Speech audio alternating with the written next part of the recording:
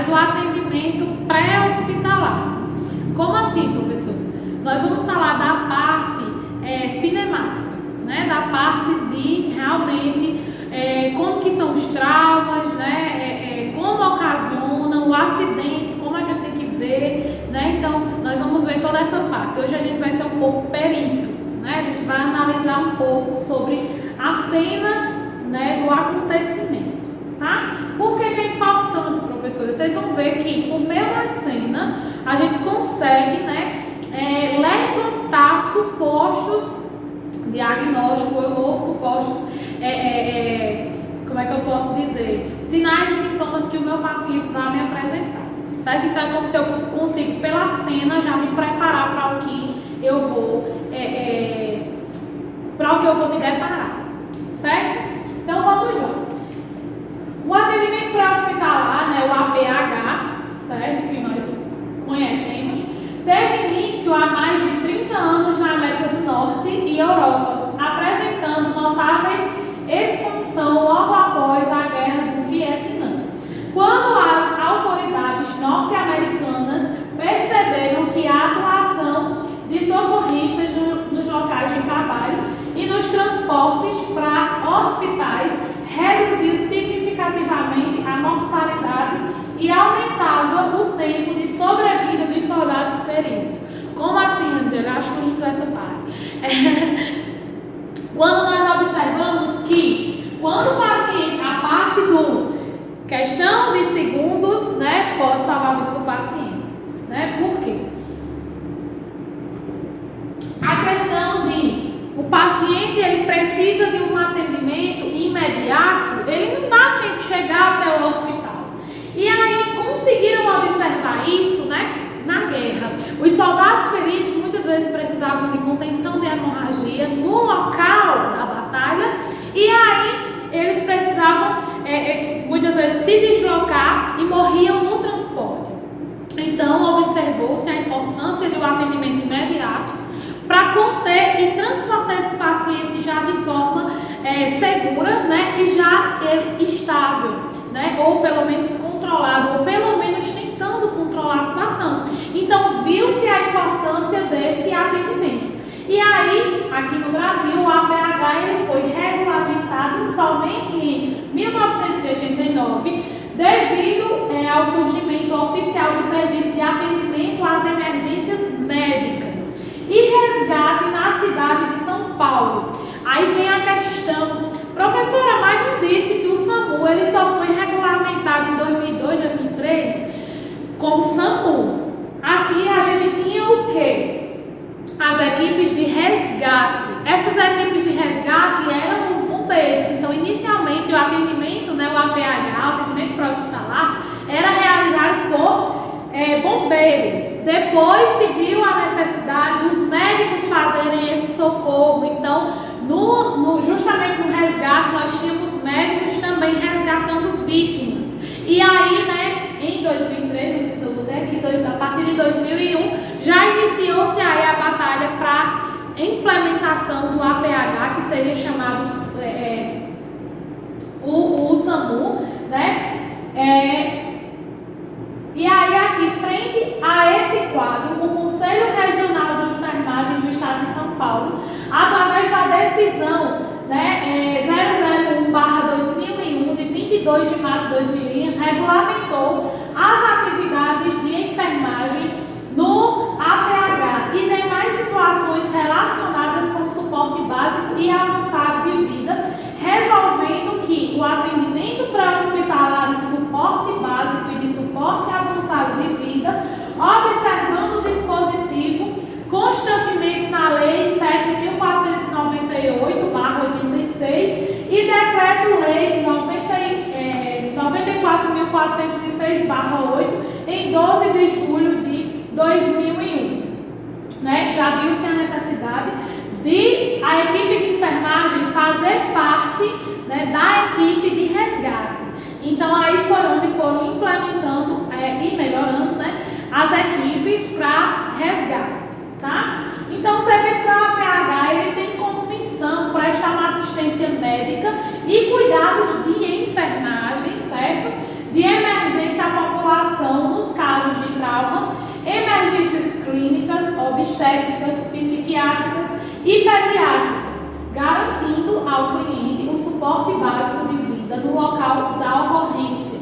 Sua estabilização em transporte é adequado ao hospital, mais apropriado ao caso, garantindo em todos os casos a eficácia no atendimento 24 horas, certo?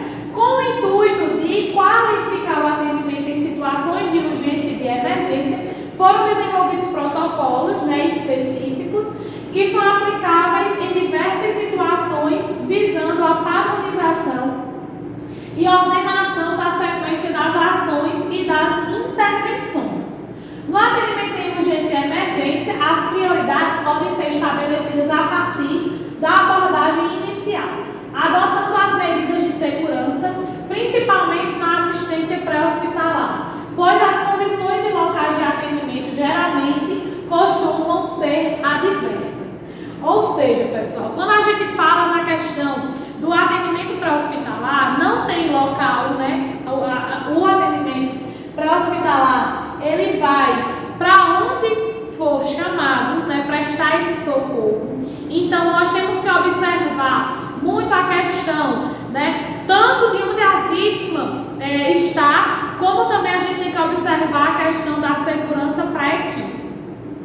Pronto, eu não comentei isso, mas a gente viu que o SAMU atende urgências psiquiátricas, por exemplo, surtos, Surto, eu sempre digo, eu morro de medo, assim, dessas ocorrências. Por quê? Porque a gente nunca sabe o que é que vai se deparar. A gente pode se deparar com uma pessoa surtada armada, a gente pode se deparar com uma pessoa surtada, sei lá, tanto com arma branca como a gente pode se deparar com um revólver, com um pedaço de pau, E a gente não sabe com o que a gente vai se deparar. Então, sempre que a gente vai para uma ocorrência de surto, aí a gente já pergunta se a polícia encontra-se no local. Por quê? Porque se a vítima trouxer, se o paciente trouxer risco à equipe, a gente não vai fazer o atendimento enquanto essa vítima não for contida, certo? Professora, mas a gente não faz a contenção mecânica?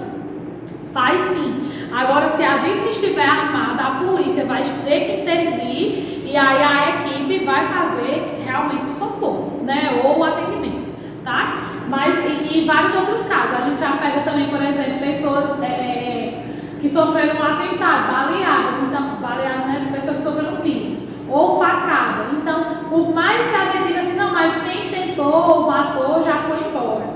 Mas a gente tem muitos casos, que pegaram na BR e atiraram nas ambulâncias para tentar matar ou para tentar terminar o serviço. Então, tudo isso a gente tem que estar sempre orientando. Quando a gente fala na questão de locais, que aqui até falou, geralmente atendimentos em locais, adversos, em locais inapropriados. Por exemplo, quando a gente fala em barrancos, quando o paciente caiu no barranco, pronto, o paciente capotou o carro e caiu dentro d'água, num açude.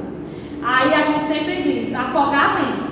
Pessoal, essas questões de afogamento chamam o SAMU sim, mas quem faz o socorro, quem faz a retirada da vítima de dentro do açude, sei lá, riacho, o que for, são os bombeiros. A gente só vai intervir quando o paciente sai da água e se o paciente ainda apresentar sinais de vida. Por exemplo, se o paciente não tiver pulso, não tiver respiração, o paciente estiver em óbito, a equipe já deixa o local e a partir dali já é de responsabilidade do IML, tá? Da questão da perícia, já é questão ali policial, enfim, já não é mais disso podaria. Então a gente só presta assistência se o paciente ainda tiver vida. Da mesma forma que o paciente, a gente chegou no local, sofreu um acidente na BR, a gente chega no local, são duas vítimas, uma está em óbito e a outra vítima está grave. A gente faz a assistência da vítima que está grave, a que está em óbito a gente não mexe, a gente nem tira de onde ela está, ela fica lá no local. Porque quando a perícia chegar, se a gente fizer a retirada do corpo, a gente vai ter que prestar todo como é que eu posso dizer, uma declaração, falando se realmente a vítima, se ela não estava, a vítima não estava em óbito, a gente foi fazer assistência, mas a vítima veio a óbito. Então, beleza, mas ainda dá um ruim. Mas, enfim. Enfim, mas a vítima já estava em óbito, a gente nem mexe, não tira de onde ela está, não. Certo? E aí, antes de iniciar a assistência, é preciso certificar-se quanto à questão da segurança para a realização das intervenções, pois algumas condições podem significar risco aos profissionais envolvidos no atendimento, sendo fundamental a observação de 3 aspectos. Nós chamamos dos 3 S's, tá, pessoal? Nunca esqueçam disso. Os 3 S's, que é, primeiro, segurança da cena, segundo, segurança do profissional e terceiro, segurança da vítima. Então, eu sempre digo, sempre a segurança, né, da equipe vai estar também em primeiro lugar, certo? Então, a gente tem que ter certeza de que a cena está segura, o profissional está seguro e, por último, vem a vítima, certo? Ah, professor, mas a vítima não deveria vir em primeiro lugar? E se acontecer alguma coisa com a equipe? Quem é que vai socorrer a vítima? Né? Então, por isso que sempre pensem na equipe, tá? E depois vocês vão pensar na vítima, certo? Então, a equipe está segura, realiza o atendimento. A equipe não está segura, não realiza o atendimento. Até a equipe estar segura, tá certo? Então, segurança da cena, avaliar as condições locais antes de se aproximar da área onde está o paciente. Por quê? Tem carro que às vezes está com risco de explosão, né? Ou então já está incendiando, já está pegando fogo. Infelizmente, teve um acidente perto de, acho que foi Piancó. Ou foi Coreia, mas não lembro. Mas teve um carro que chamou o SAMU. Quando chegou lá, o SAMU pediu o apoio dos bombeiros. Nessa época, eu acho que não tinha bombeiro em Itaporanga. Não, eu acho não tinha, com certeza. Posto de bombeiro em Itaporanga tinha que ir daqui de Patos. Porque justamente o carro estava pegando fogo e a vítima estava dentro, ficou travada, ela não conseguia sair. Então, assim, infelizmente a gente tem que assistir uma cena que não é fácil para ninguém. Porque se a equipe fosse, o carro já pegando fogo, poderia estar colocando a vida em risco, né? Poderia não, estaria colocando a vida em risco, né? Porque o carro, para explodir, um carro pegando fogo, né? Então, assim, tudo isso a gente tem que analisar. A segurança do profissional, avaliar se não há risco antes de iniciar o atendimento, certo? E a segurança da vítima, certifique-se que não há risco ao paciente durante o atendimento. Considere, inclusive, a segurança das pessoas que estão ao redor do local, seja em área pública ou no hospital. Então, tudo isso é importante. Professora, mas como assim o paciente não vai estar seguro? Por exemplo, às vezes tem carro ou moto que tipo, cai assim no precipício. Já aconteceu de ter carro tipo, em precipício. Eu nunca socorri, não. Mas colegas me contam que chegou, o carro estava assim. Se pesasse, o carro descia o barranco. E se, enfim, qualquer coisa que mexesse o carro, desceria o barranco. E a vítima dele. Para fazer a retirada, assim, é super difícil. O certo é o apoio dos bombeiros para tirar a vítima. Porque eles têm um treinamento, né, para isso, né, em questões de lugares de risco. E depois prestar assistência. Tem equipe, né, mas enfim, sempre lembrem que a segurança da cena, a segurança do profissional e por último a segurança da vítima. A gente pode estar achando que, eu estou segura, eu consigo me segurar e de repente a gente piorar a situação, né, da vítima, certo? E aí o atendimento inicial ao trauma, né? Vamos analisar aqui essas cenas. O que seria, né, o conceito de trauma? Qualquer evento nocivo ao corpo ou agravo provocado por força ou agente externo. Então, trauma é tudo aquilo que eu tenho contato direto, certo? Contato direto, como assim? Se eu vou andando e tropeço, meu pé sofreu um trauma. Se eu vou andando e eu bato aqui, meu braço sofreu um trauma, certo? Então, tudo que eu tenho atrito, e aí diretamente se torna aí um trauma, certo? Então, é todo atrito. O objetivo do atendimento inicial à vítima de trauma é identificar rapidamente situações que coloquem a vida em risco e que demandem situações, né, imediatas pela equipe de socorro. Deve ser rápido, organizado e eficiente de forma que permita decisões decisões quanto ao atendimento e ao transporte adequado, assegurando à vítima maiores chances de sobrevida.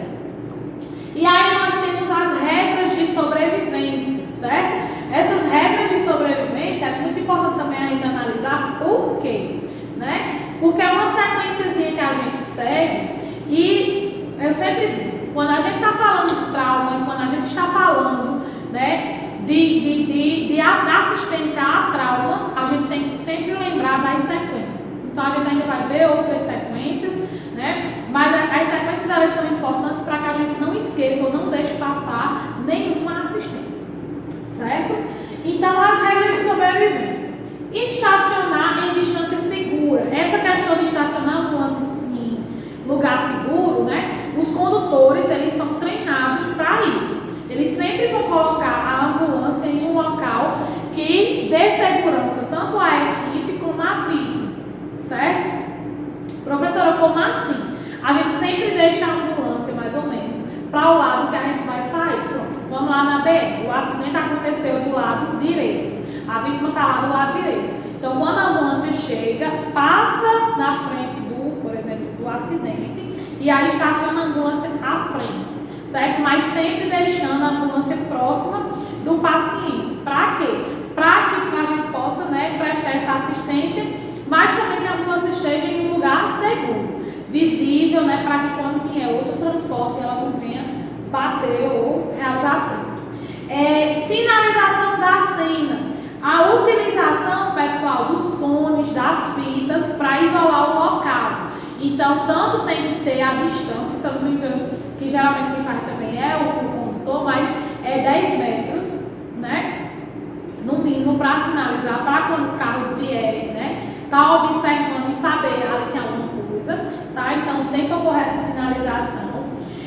Estabilizar os veículos quando ocorre atrito, né, de veículos, né? O ideal é observar se a moto está no meio da BR, se der para tirar, tira a moto, coloca a moto em um local que não vai provocar outro acidente, né? O carro está onde? Dá para empurrar o carro e colocar no lugar. Então, tudo isso é muito, eu sempre digo, é mais específico assim, o condutor ajuda muito, porque geralmente eles já vão orientando alguém que esteja perto para ajudar.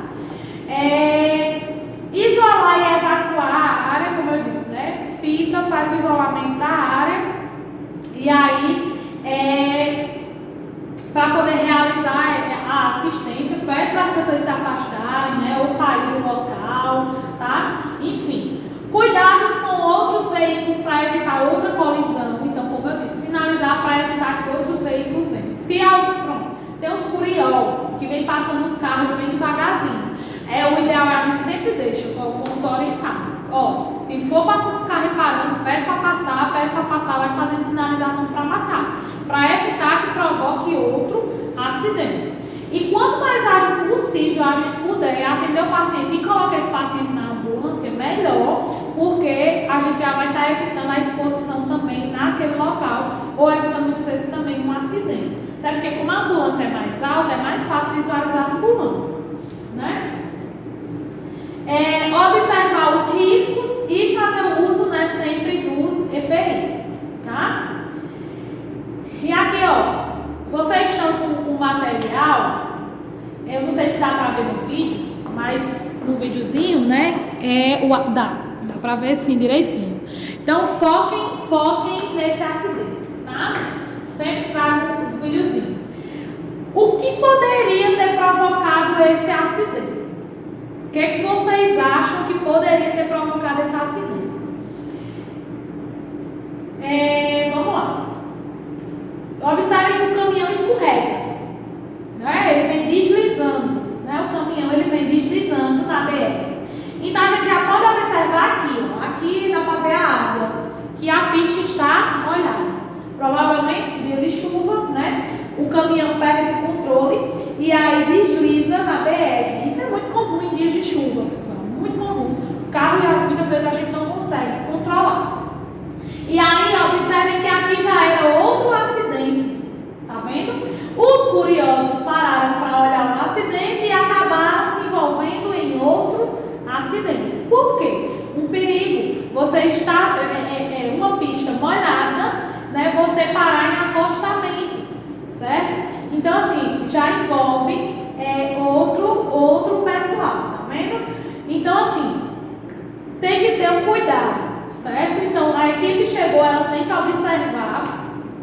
questão de aonde está estacionado, se é um local perigoso, pedir para as pessoas passarem, pedir para as pessoas não ficarem, né, observando aqui. Então, essa cinemática é muito importante, certo? Pode ser também, professora, podia não estar molhado e a pessoa ter acontecido outra coisa? Podia. Por exemplo, se ela der um cochilo, isso aí é também de certeza para acontecer um acidente. Então, assim, pessoa dormiu no volante, pessoa como se diz,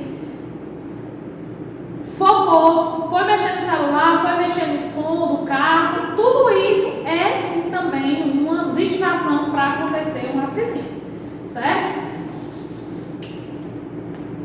Tá? E aí dá para vocês observarem, o slide foi enviado, eu vou até pegar o slide e enviar para vocês sem ser em PDF, tá? Porque aí se vocês quiserem ver, voltar as imagenzinhas, os videozinhos que tem, dá para vocês olharem, beleza? É o processo de análise e avaliação da cena do acidente com o intuito de estabelecer um diagnóstico o mais precoce possível das lesões resultantes da energia, força e movimento envolvido. O tratamento bem-sucedido dos traumatizados depende da identificação das lesões ou das possíveis lesões, né, de uma boa avaliação. Então, por que possíveis lesões, professora? A gente vai ver aqui, porque a gente vai analisar como um todo. O que ele poderia ter batido, traumatizado. Então, tudo isso é importante, certo? Então, para que serve essa cinemática? Né? Para avaliar o mecanismo físico causador. Como assim o mecanismo físico causador? O que gerou um atrito, né? Se você bateu no poste, o mecanismo físico vai ser o poste, né? Se você bateu em outro carro, o mecanismo físico vai ser a colisão entre os carros, tá? Então é importante a gente avaliar, certo? Aumentar o nível de suspeita de lesão que poderiam passar despercebida durante o atendimento. Por exemplo, o paciente, bateu o carro e foi arremessado para fora do carro, né? Ai, Dona Nigélia, o que poderia ter acontecido que pode passar despercebido? Durante o arremesso ou antes do arremesso, ele pode ter batido a questão do tórax, né? E aí, quando ele foi arremessado, geralmente a gente vai pensar mais aonde? Na cervical. Eita, na hora do arremesso, será que ele caiu de cabeça? Ele bolou, né? Você vai pensar isso. Ele foi arremessado. Então a gente vai logo para a questão lombar, cervical, né? Mas a gente muitas vezes esquece que durante o atrito, ele pode ter lesionado o quê? O tórax, certo? Então isso já poderia passar despercebido. Então por isso a importância da cinemática. Por onde ele saiu, como ele foi arremessado, aonde foi o atrito. Então, vem a importância. Prever as lesões antes mesmo de avaliar. Vocês vão entender o porquê. Oferece informações para a tomada de decisão no QTH, né? Se a gente vai intervir, se a gente não vai intervir, qual o melhor método para intervir, né? Então, a avaliação da cena, né? O processo de análise e avaliação de cena do acidente com o intuito de estabelecer um diagnóstico o mais precoce possível das lesões resultantes da energia, força e movimento envolvidos.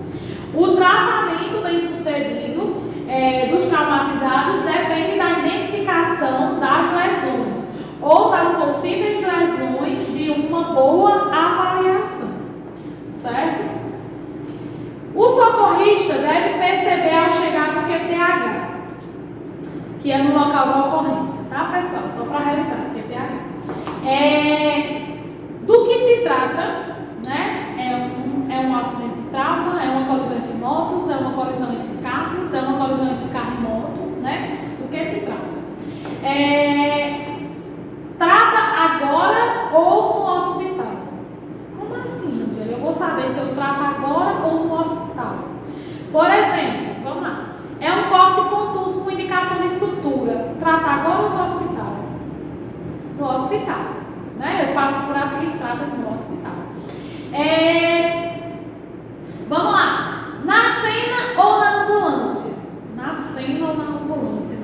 Deus, e aí, Angela, pegou. Como assim? O que é que a gente vai poder fazer na cena? A gente chegou lá, o paciente tá um paciente grave, com hemorragia grande. Lembra que eu falei do choque? Então, esse paciente é um paciente que ele precisa urgentemente de venópolis. Eu faço a punção na ambulância ou no chão. Faz no chão. Certo? Então, você vai fazer o acesso no chão. Por quê? Porque ele precisa o quanto antes de repor a hipovolemia.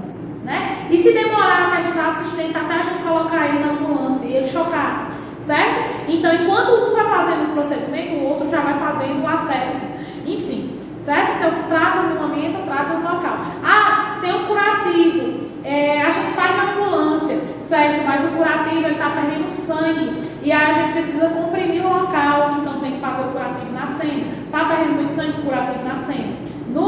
Dentro da ambulância, a gente vai fazer a reavaliação do paciente.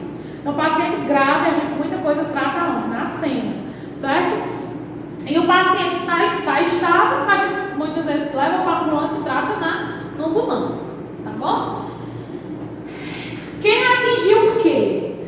Qual é a dela? Quem atingiu o quê? Muitas vezes tem gente que o carro atinge o poste, né? Não é o poste que atinge o carro.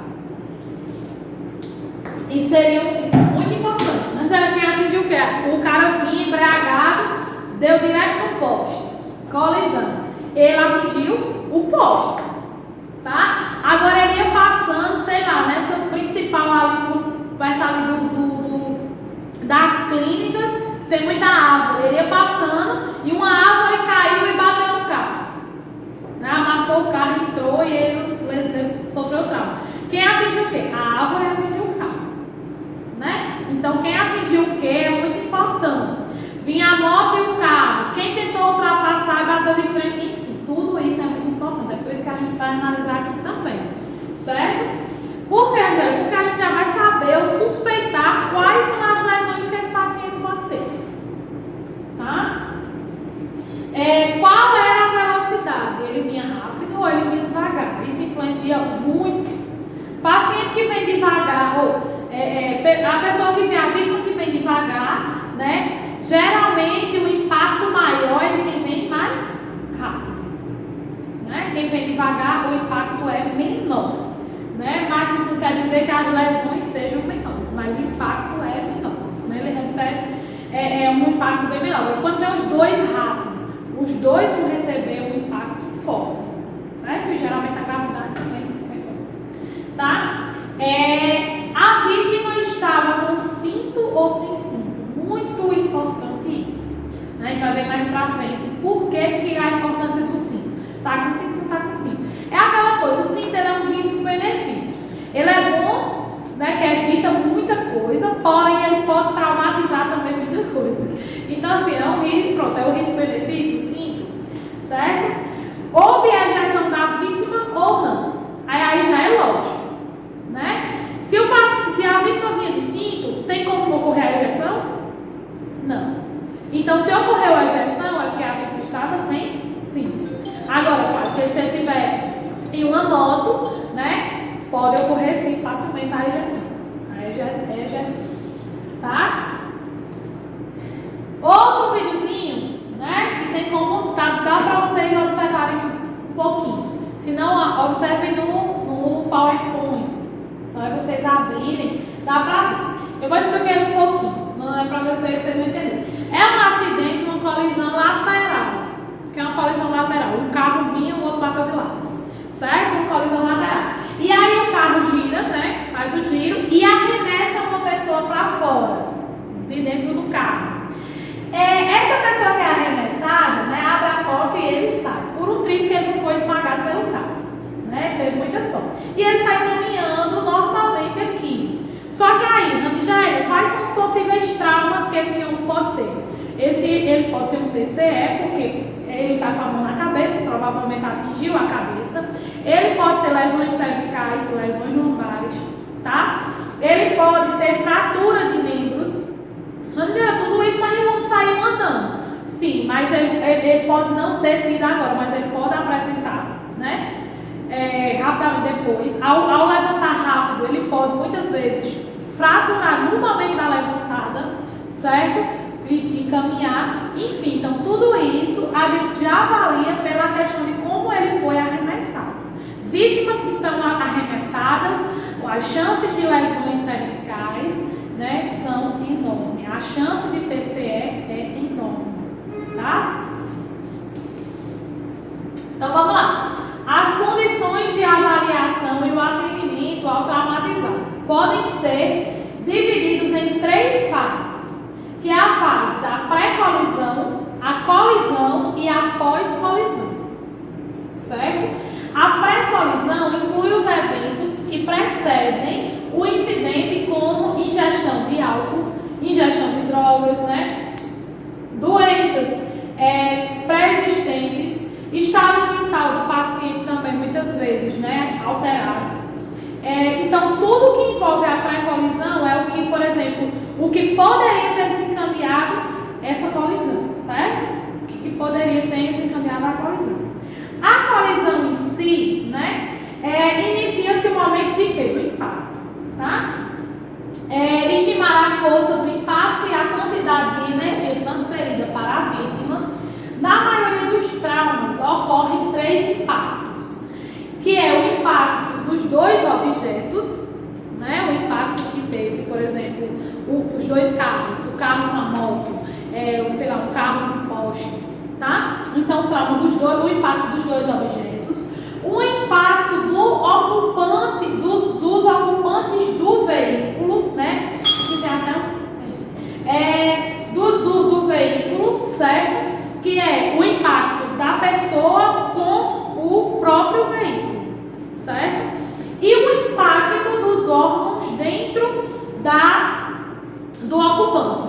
Ou seja, dentro a gente tem uma cavidade e outra, né? E aí vai estar os nossos órgãos. E aí o que acontece? Na hora do impacto, os órgãos fazem o quê?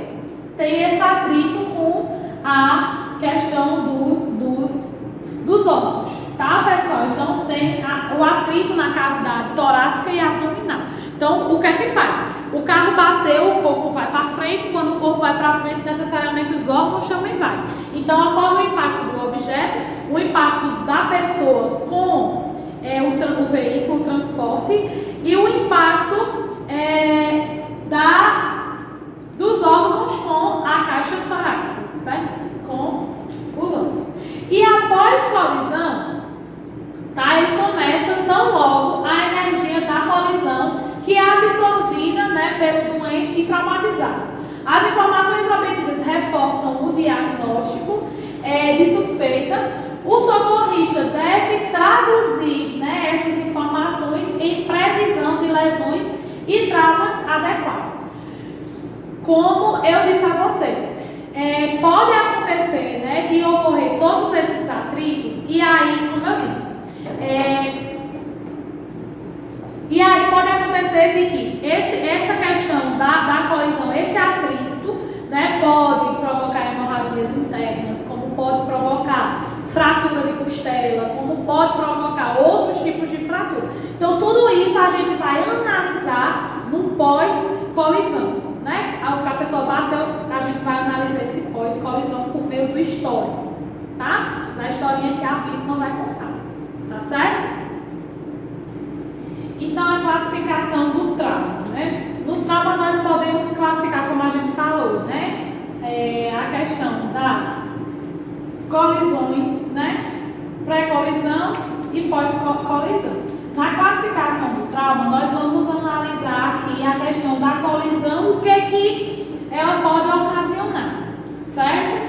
Então, por exemplo, acidentes que produzem, né, desaceleração rápida, acarretando em 3 colisões, como eu falei para vocês, que é a colisão, né, da pessoa com o objeto, né, do veículo com o objeto, o ocupante, né, que geralmente não está com cinto, por isso a importância, está com cinto ou está sem cinto. Por quê? Porque aí quando ocorrer a colisão com o objeto, aí vai para a segunda colisão, que é a colisão da parte, né, da pessoa com o objeto, certo? Da pessoa com o carro, tá? Então aqui, ó, a pessoa sem cinto, ela vai ser arremessada para o volante, ela vai ser arremessada para o para-brisa.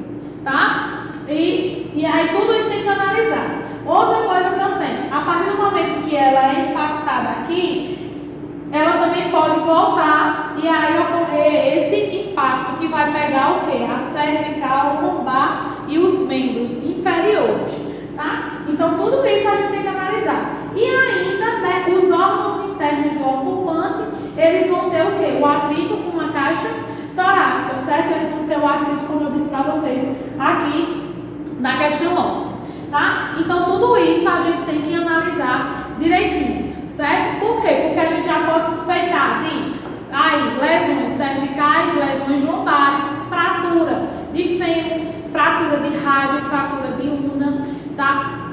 Ou fratura de tíbia, certo? E fratura de fíbula, que digamos, né, é os braços. Sem contar também que realmente pode ocorrer fratura nos braços, porque a pessoa pode ter, né, a reação de elevar o braço, né, na hora do arremesso, e aí muitas vezes pode sim ter fraturas, tá? Mas as fraturas maiores podem de fêmur, de tíbia e de fíbula, tá? Na questão dos membros inferiores.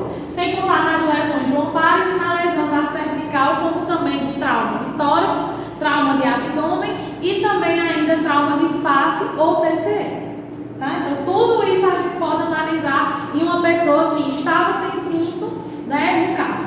Então só o fato da gente chegar e observar que a pessoa estava sem cinto, a gente já pode suspeitar de todas essas lesões. Tá bom? E aí colisões automobilísticas, né? Como vocês podem ver aí, o atrito é bem grande, né? Principalmente se um dos impactos, se um dos carros estiverem desacelerados, né? Ou seja, tiverem uma velocidade menor.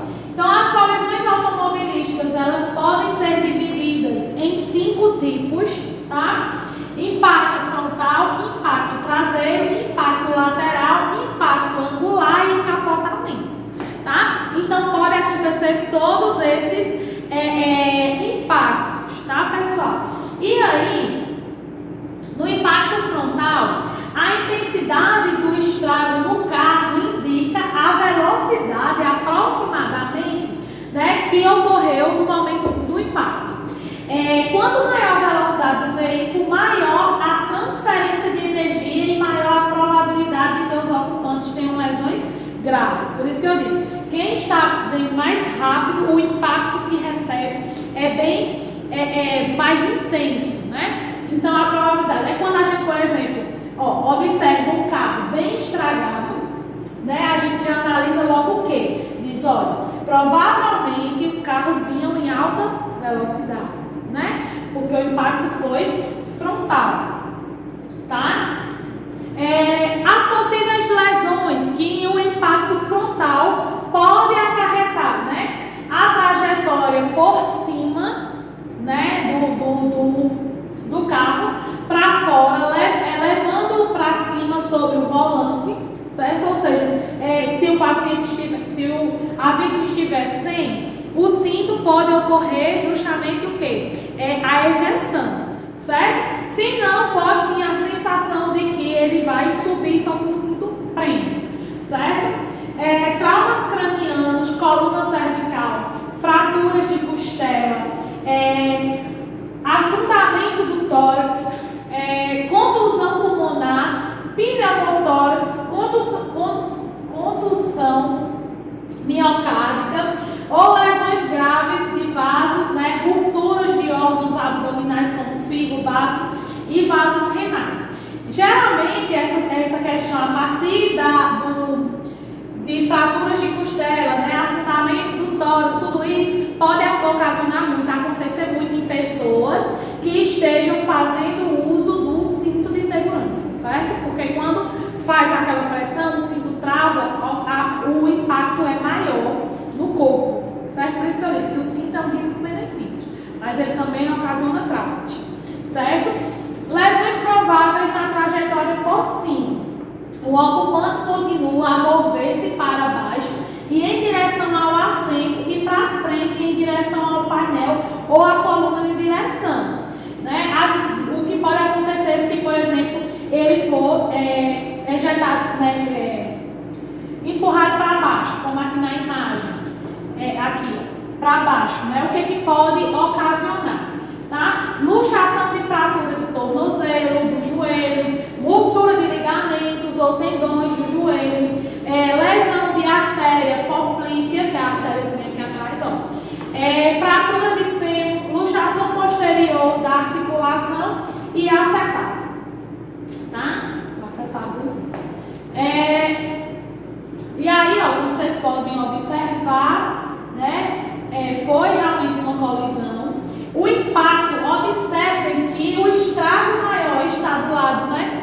Do lado do passageiro, certo? Então a gente pode observar, né, que está mais do lado do passageiro o estrago. Aqui tem umas blusas cobertas. Provavelmente tem alguém em óbito aqui dentro, né, que geralmente cobre para evitar a exposição das pessoas, ou a pessoa está muito grave aguardando socorro e aí está dentro do carro ainda, não conseguiu sair, certo? Aí nós temos, né, o impacto lateral, certo? Esse impacto lateral, pessoal, é o impacto, deixa eu ver aqui, como eu falei para vocês, do lado, certo? Acontece muito também de impactos assim laterais entre carro e moto, né? Por exemplo, o carro vai passando e a moto achava que ia dar tempo ela passar e aí vem todos os dois na mesma velocidade e aí acaba colidindo, certo? Pode acontecer muito. Mas aí foi de um carro, né, com outro carro. Acontece muito também, às vezes, devido a descuidos, assim, vai ultrapassar e tenta entrar, né, na mão novamente. Pode acarretar de acontecer, pode também ser descuido e aí perder o controle e aí bater de forma lateral. Mas também uma das principais é em cruzamento, né, ocorrer essa batida lateral, essa colisão lateral. Então, o impacto lateral, né? As possíveis lesões são trauma de crânio, luxação ou fratura das vértebras cervicais, tórax instável lateral. O que é tórax instável lateral? Bilateral é quando o tórax não está fazendo a expansibilidade.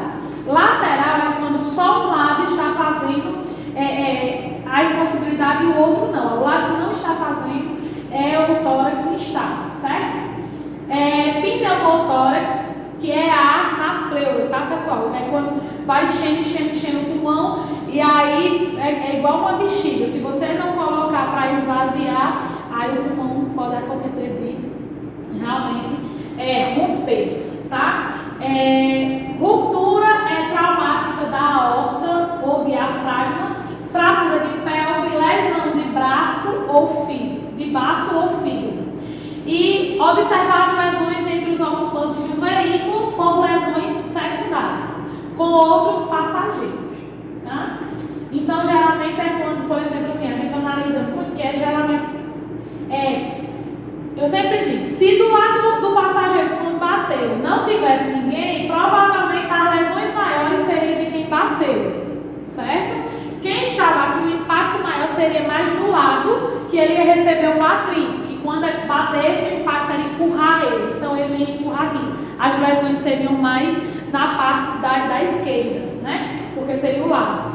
E já aqui, esse passageiro aqui, ele poderia ter mais lesões, porque o impacto foi de frente, o objetivo a ejeção é levar para frente, então o impacto dele seria maior, tá? Aqui foi o que eu já expliquei para vocês, que também é uma colisão lateral, né? O impacto angular, pessoal. Esse impacto angular, vamos lá. Esse impacto angular é quando, por exemplo, ocorre, como é que eu posso dizer? Tipo assim, ocorre a colisão de mais de um impacto. Por exemplo, quando bate, deixa eu ver se aqui tem. Pronto, vamos lá. A gente está numa via muito movimentada. Aí aqui, vamos focar nessa imagem aqui que eu acho que ela ficou mais nítida. Quando, por exemplo, aqui ele bate de forma lateral, esses outros provavelmente vão colidir na traseira. É quando ele bate mais de um ângulo, tipo lateral, né, traseiro, frontal e lateral, enfim, quando ele bate mais de um ângulo, certo? É importante a gente avaliar isso aí, tá? Sim, deixa eu voltar aqui que tem as... Pronto. Sim, aí resultam em lesões que são uma combinação de colisões com impacto frontal e lateral. Lesões mais graves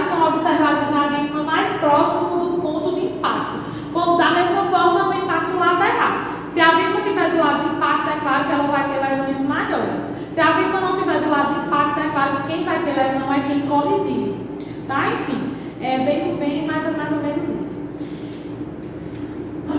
Capotamento, né, pessoal? O capotamento, como vocês sabem, é quando o carro, né, ele perde o seu controle, ó, e aí ele sai dando, né, giros, certo? Aqui ela arremessa uma pessoa, né, nesse capotamento, a pessoa vem voando, e provavelmente ela foi ejetada do carro, né, e aí o carro vem realmente desgovernado. Provavelmente pista também molhada, deslize, junto com descuido, e aí ele bate no acostamento, né? E aí capota, certo? Então, as lesões mais graves comuns resultam da falta de contenção, por exemplo, quando não está fazendo uso do cinto, geralmente, como a gente viu, ele foi ejetado pela falta do uso do cinto, tá? Então, as lesões são maiores. Quando ocorre o capotamento e a pessoa está de cinto, não que não exista lesão, vai existir. Só que aí elas vão ser menores do que caso a pessoa tivesse sem o cinto, tá? Os ocupantes podem ser ejetados e esmagados pelo próprio veículo ou sofrerem lesões pelo impacto com o chão. E sem contar que ele provavelmente pode sofrer também qualquer dessas lesões que a gente falou na questão do impacto frontal, certo? Do impacto lateral, porque ele vai estar sendo jogado. Então, de certa forma, os órgãos vão estar em atritos com o corpo e o corpo vai estar em atrito com o carro, tá? Então, tudo isso também a gente analisa. Aqui, como eu falei, e aqui deixa eu pressionar aqui, ok, para tirar esse coisinho. E a colisão de motocicleta, né? Colisões de motocicleta, eu sempre digo que a vítima, né, na motocicleta, eu acho não. A vítima na motocicleta, ela tende a ter realmente lesões mais graves, de certa forma, por conta que ela geralmente é arremessada, na maioria das vezes, né? Aí ela, além de ter o atrito do impacto, ela tem atrito com o chão. Né? Então, eu sempre digo, as lesões são bem maiores. O impacto frontal, né? O motociclista ele colide com o guidão da moto, então pode acontecer de ter traumas torácicos, traumas abdominais, como também de face, certo? Pode acontecer. Lesões prováveis, trauma craniano, tórax, abdômen, pelve, dependendo da parte do corpo que colidir com o guidão, também vai ocorrer o trauma, né? O motociclista ele permanece com os pés nos pedais, né? As possíveis lesões são fratura de frente bilateral também, né? Mas claro que nem sempre acontece. Geralmente acontece mais as fraturas do membro quando ele cai, no lado que ele cai, que sofre um impacto muitas vezes com o chão, ou quando, por exemplo, ele cai, que a moto cai por cima do membro. Geralmente não ocorre muito a questão das fraturas. O impacto angular, né? A moto ela cai sobre o motociclista ou prende o motociclista, né, entre o veículo e o objeto atingido. Lesões possíveis, fratura ou lesão extensas das partes moles dos membros superiores ou inferiores. Aqui nós temos um exemplo, né, que é a primeira imagem que estava lá no slide. E aí nós podemos observar que o passageiro não está preso, né? Mas aí vocês observem que é um impacto, né, lateral, angular. Angular por quê? Da mesma forma do carro. Às vezes atinge várias partes, certo? Não só de forma lateral, mas às vezes bateu, né? E aí, pois é, só para vocês verem o impacto, a moto entrou. Isso aqui seria considerado mais lateral do que angular, certo? Que aí nós vamos não ver, né? E aí, enfim, o impacto com a ejeção, né, é como eu disse para vocês, arremesso. A maioria dos impactos de moto ocorre essa ejeção, certo? A maioria. Quando ocorre o atrito, geralmente a pessoa já, nem se vier acompanhando aí, é que esse coitado se ferra, né? A lesão ocorre no ponto de impacto irradiando-se para o resto do corpo, à medida que a energia é absorvida, né? Então aqui a pessoa geralmente ocorre a ejeção. aula prática, que a gente for analisar como a vítima caiu, né? Aí a gente já vai analisar para poder fazer a estabilização da vítima, alinhar a vítima para poder fazer o rolamento e a colocação dessa vítima na prancha. Então é importante, quando é queda de moto, sempre digo, quando é de carro, é difícil de tirar por conta do banco, do espaço direitinho para andar.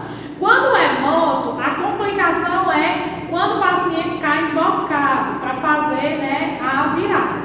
Mas não sempre é super tranquilo. Tem deles que caem sentados. Aí o professor aí faz o quê? Vai deitar a vítima e vai... O ideal seria passar a vítima sentada, né? Mas aí na prancha, eu digo, dos dois, é melhor o paciente estar em pé às vezes para imobilizar para a gente, né? Claro que o paciente não é melhor de nenhuma forma, tá? Do que emborcado. Emborcado também vai dar trabalho, mas enfim, a gente consegue imobilizar todos eles. Eu vou mostrar para vocês. Mobilização do paciente em pé, imobilização de paciente emborcado para fazer a manobra, né? Para fazer a virada desse paciente, a imobilização, o alinhamento, tudo direitinho, certo? Quando a gente estiver nas aulas práticas. Lesões em pedestre, né? O atropelamento, que acontece muito, né? Principalmente com crianças, tá? Então, quando ocorre o atropelamento, as lesões elas variam conforme a altura da vítima.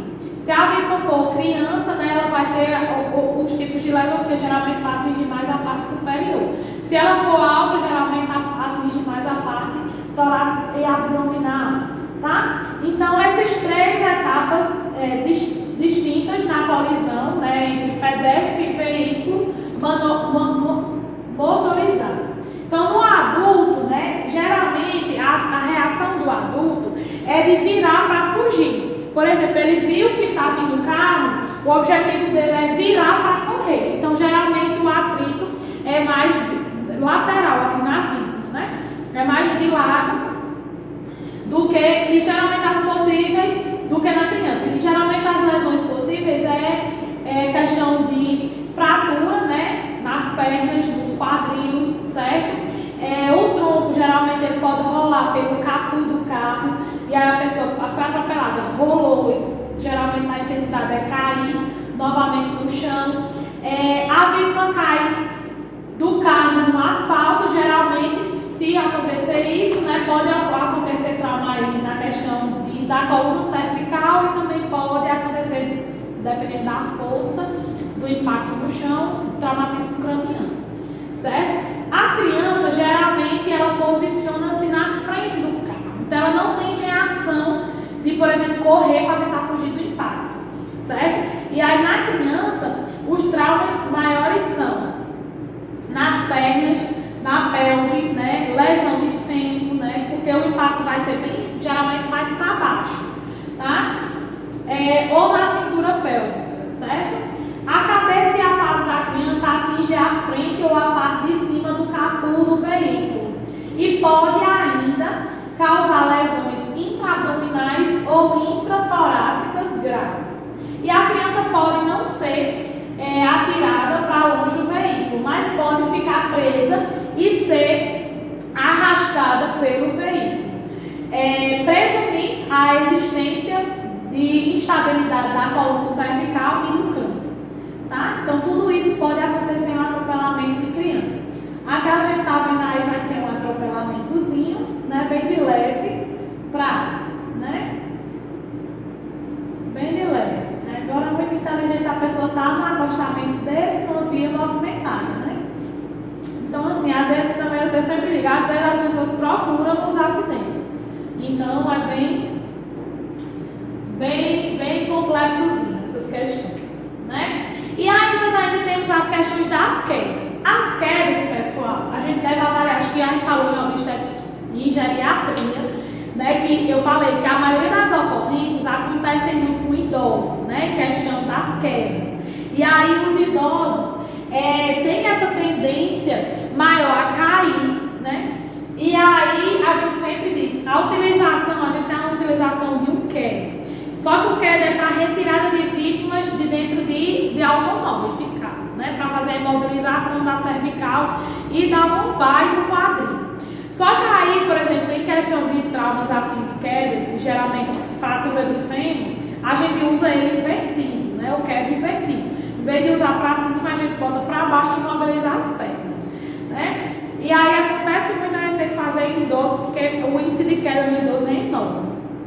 E aí, por exemplo, no SAMU, aí quando ocorre queda, aí a gente diz, é uma queda da própria altura, porque pode ser a queda de escada, pode ser queda de, sei lá, da calçada, né? Queda de cima de uma cadeira, queda do primeiro andar. Então, enfim, aí geralmente quando é da própria altura, tipo, foi andando, bufo, escorregou e caiu. A gente chama de queda da própria altura, certo? E aí, vários tipos de queda. Deve-se avaliar a altura da queda, né? Se foi da própria altura, se foi, sei lá, do primeiro andar, se foi de uma escada, de uma cadeira, tá? Superior a 3 vezes a altura da vítima, são consideradas graves. Superior sobre a vítima caiu, avalia o grau de compressibilidade e parte do corpo que tocou o primeiro solo. Quando a gente diz assim, queda da própria altura, a gente já pergunta logo, como foi a queda? Caiu para trás ou caiu para frente? Porque quando cai para trás, a preocupação maior é relacionada à cervical, né, essa região occipital. Quando cai de frente, a gente aí pode suspeitar, né, dos traumas da face, né, questão de nariz, de boca. Geralmente, quando cai para frente, ocorre cortes contusos, né, com indicação de sutura. É muito, muito comum. E quando a pessoa cai, né, por exemplo, de um primeiro andar, aí sim, geralmente a gente suspeita de traumas graves, certo? Ó, aqui são quedas aqui da própria altura, né, que foi o Neymar que escorregou no campo. Esse aqui eu não sei como ele não lesionou a cervical. Isso aqui para uma pessoa, né, lesionar a cervical e parar de andar é 2 minutos, né? Aí, a mulher das escadas, ó, aqui ela caiu de forma frontal. As principais lesões, se ela não pulou a escada, né, as principais lesões aí são da face, né, lesão na face. Aqui a lesão, o risco maior é a cervical, como também esse idoso, a questão do occipital, né, trauma, pode ocorrer trauma aqui, ó, TCE, certo? Então, uma grande suspeita. Por isso que a gente pergunta, foi de frente, caiu para frente ou caiu para trás? É muito importante essas perguntas também.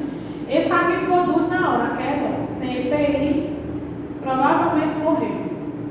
Ele bate a cabeça aqui, ó, né? Provavelmente esse coitado estava gravíssimo.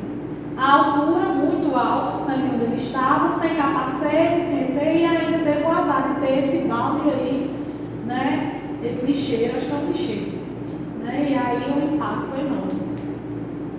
Então, lesões, a gente ainda tem as lesões, né, por explosão, que aí vai ocasionar o quê? As famosas queimaduras. A gente vai falar um pouco sobre queimadura em outra aula, que não é essa. E aí, a gente vai falar sobre alguns acidentes, né, porque é muita coisa, minha gente. Cobertura, essas coisas, eu não falo muito, eu falo mais sobre o atendimento em si de pessoas queimadas, certo? A explosão pode ser dividida em 3 fases: a lesão primária, a lesão secundária e a lesão terciária.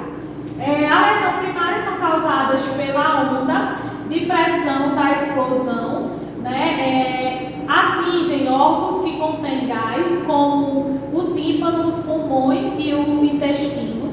As lesões incluem sangramento pulmonar, pneumotórax, embolia gasosa, ou perfusão de tubo digestivo, laceração de pequenos vasos. Essas ondas podem causar danos agressivos ou até a morte, sem sinais extremos de lesões, que justamente é quando a pessoa presencia, por exemplo, uma explosão, certo? Eu estou tomando água bem ligeirinho,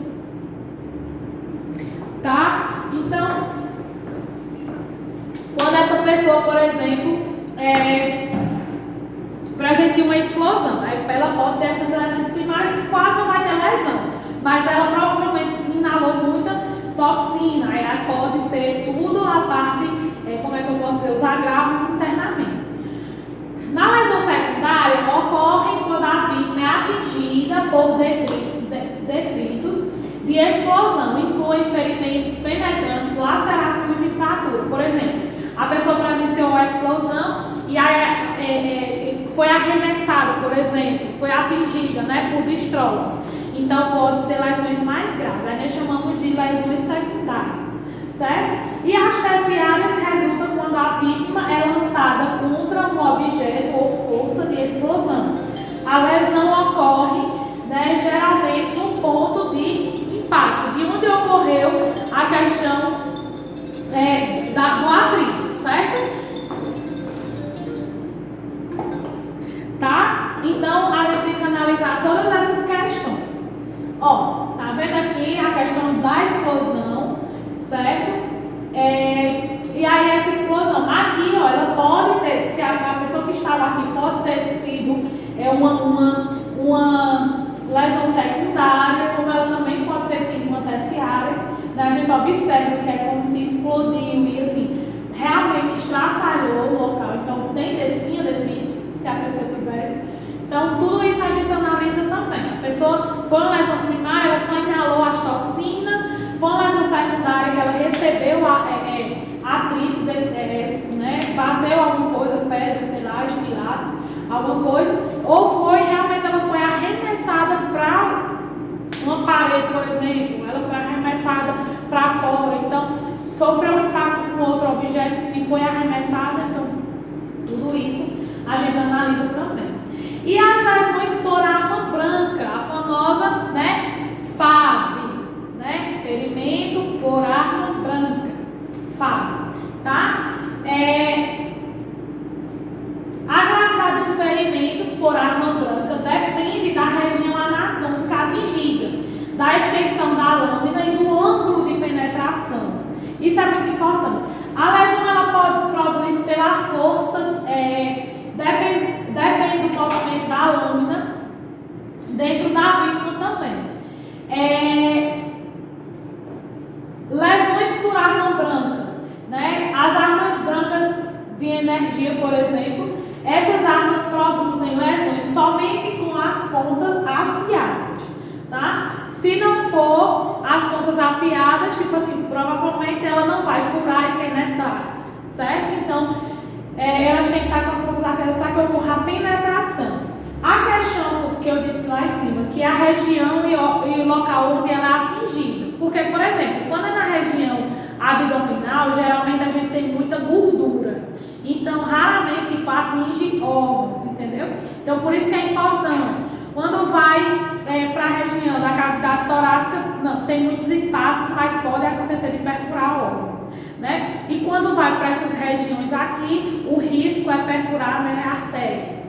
Então, por isso a importância de saber aonde ocorreu esse esfaqueamento.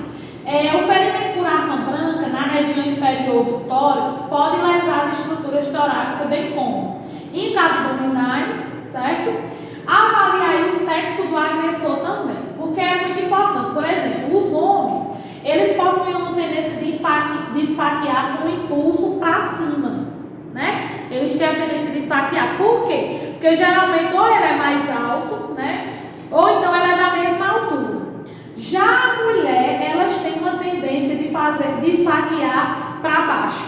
Por exemplo, elas vêm, geralmente o objetivo dela é fazer isso, tá? Então, os homens é mais para cima e a mulher é mais para baixo, tá? Não quer dizer que os não se esfaqueiem na mesma posição, mas geralmente devido à altura da pessoa que foi esfaquear, que geralmente ocorre essas diferenciadas, tá? O ferimento pode ser pequeno na entrada, mas a lesão por dentro, internamente, pode ser grande. Então, eu sempre digo, quando, né, o objeto penetrante ficou no corpo da vítima, que a gente for fazer assistência, a gente não retira a faca, tá, pessoal? O professor faz o que? A gente tenta estabilizar a faca. Como assim? A gente tenta colocar, tá vendo essas compressas? A gente tenta colocar as compressas ao redor da faca para estabilizar, fazendo tipo como se fosse um ponto assim. E a faca, para a faca não se movimentar, ficar dura, certo? Essa faca, ela só vai ser retirada no bloco cirúrgico. Eles não vão retirar, chegar no hospital e puxar a faca, não. Professora, mas se a gente chegar no socorro e quando chegar lá a faca não estiver dentro, tiver só o buraco, a gente vai conter a hemorragia, certo? a gente vai colocar o máximo de compressas possíveis para estancar a hemorragia. Professor, e quando é no abdômen, o que é que faz? Passa uma faixa. O objetivo é comprimir. Comprime, vai colocando o máximo. E se o sangramento não estiver estancando, você vai ter que ir segurando, colocando compressa até chegar no local. Certo? Porque se a gente colocar esparadrapo, não vai comprimir com a mesma intensidade que você vai comprimir com a mão. Certo? Então, as lesões por arma de fogo, né? Nós também chamamos de ferimento por arma de fogo, que geralmente, né, nas ocorrências eles passam para a gente FAF, né? Ferimento por arma de fogo, tá? O tamanho da área de superfície frontal do projétil é influenciado por 3 fatores: o perfil, o rolamento e a fragmentação da bala, tá? Por que analisa isso? Porque tem uns tipos de bala, né, que elas explodem quando ocorre um atrito dentro do corpo. Tem balas que entram e depois vão fazendo espiral. Então, tem vários tipos de projeto. Então, vai depender muito desse tipo de bala para saber o que realmente ocasionou dentro do indivíduo, tá? O perfil descreve o tamanho inicial de um objeto e se esse tamanho muda no momento do impacto. Se o projétil colidir com a pele e se deformar, atinge uma área maior de tecido, resultando em mais lesões. Por isso a importância da gente saber o perfil do projeto. Quando ocorre o rolamento, né, indica que o projétil rola e assume dentro do corpo um ângulo diferente do que ele tinha ao entrar no corpo. A fragmentação é quando ela indica que o projétil, ele, depois de entrar no corpo, ele rompe-se, se fragmenta. Tá? E se o projétil se fragmentar, ele se espalha sobre uma área maior. Estas variáveis influenciam na extensão e na direção da lesão. Outros fatores que contribuem para o dano tecidual é a questão da formação vago, da contaminação do ferimento, devido às vezes pólvora, né? Enfim, higiene ocorre infecção, uma contaminação, distância do disparo, né? Que geralmente eles dizem que quanto mais distante, né, menor é o estrago. Quanto mais perto, maior é o estrago, mais ou menos isso. A lesão tecidual ocorre no local de entrada do corpo, no trajeto da bala e no local de saída do corpo, né? Sempre que a gente vai para uma ocorrência ou que a gente está no hospital em ocorrências em que chegam pessoas feridas por arma de fogo, a gente tem que procurar o local da entrada e o local da saída, certo? Porque se ela não saiu é porque ela ficou alojada, mas geralmente elas têm tanto o local da entrada como o local da saída. O ferimento de entrada, como é que a gente observa? Ele apresenta, né, de forma redonda, é bem circular mesmo, pessoal, bem redondinho o ferimento de entrada, certo? Pequena área de abrasão, que é aquela área rosa, né, ou às vezes escurecida preta, é bem pequenininha na entrada, vai ser maior ela na saída, certo? Se a boca da arma de fogo é colocada, né, contra a pele, ou seja, muito próximo, os gases em expansão, né, penetrando no tecido e produzem crepitação, queimaduras na pele, quando ele coloca a arma assim e dá o tiro perto da pele. Então, além, né, de ter aquela cavidadezinha que eu disse redondinha, ela também vai estar com sinais de queimadura, certo? Deixa eu ver. E aí, também com sinais de pólvora. Na questão do ferimento da saída, né, ele apresenta-se de forma estrelada, ou seja, na entrada é de forma circular, de forma redonda, na saída é de forma tipo estrela, sai rasgando tudo, ele meio que abre assim, certo? Bordas irregulares e maior que a ferida de entrada, não existe abrasão, ou seja, não existe vermelhidão, porque o vermelho é por conta do impacto da bala para entrar. E na saída não vai ter vermelhidão, geralmente vai estar estraçalhado e aí sem, como eu posso dizer, sem bordas regulares, vai estar tudo irregular. E aí, né, aqui, o revólver, eu não conheço muito de revólveres, né, eu pergunto mais à polícia ocorrem essas ocorrências. Os efeitos regionais de trauma penetrante, né, pode ser cabeça, tórax e abdômen. Geralmente, na cabeça o tecido cerebral é comprimido, né, produzindo lesões até a explosão da estrutura. Pode acontecer, tá? No tórax, lesões pulmonares, lesões miocárdicas que podem ser controladas pela tração, tá? Veia cava e veia aorta são fatais, caso pegue, né? Porque aí a pessoa vai morrer numa hemorragia. E lesões de esôfago, tá? No abdômen, lesões por arma de baixa energia podem não causar lesões importantes. Lesões de média energia produzem mais lesões, exsanguinação imediata. E aí a gente controla a exsanguinação e a hemorragia. E aí a gente controla. E tipo assim, quando o tiro não é dado de frente, quando ele é dado pelas costas também, as lesões, elas assim, em órgãos, elas são, tipo assim, não são fatais, né? Raramente atingem, muito por conta da questão da estrutura óssea. Mas aí já de frente, né, ela tem mais uma como é que eu posso dizer? Atinge mais, certo? Uma gravidade maior. Extremidades podem incluir lesões também ósseas, musculares e vasculares. Muscular, pessoal, é muito comum durante o atrito, principalmente se ocorrer bala de raspão, o músculo começar a ficar com pressão, ter aquela compressão e o músculo começar a inchar. Então é feita uma fasciotomia. O que é uma fasciotomia? É a exposição do músculo, retira o couro, retira a pele, acontece muito em membros inferiores. Retira o couro da pessoa, a pele mesmo, o tecido, aí expõe o músculo e aí eles dão leves cortes nos músculos para diminuir a pressão.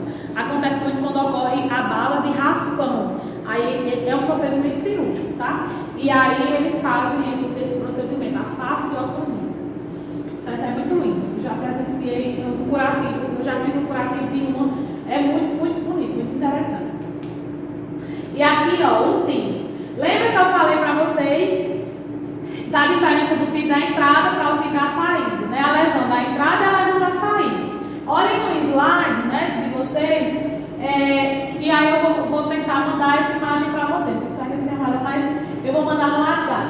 E aí, ó, o tiro provavelmente foi na frente, certo? Por quê? Porque as extremidades, as bordas estão irregulares aqui da saída. Então, provavelmente foi aqui que a bala saiu, tá?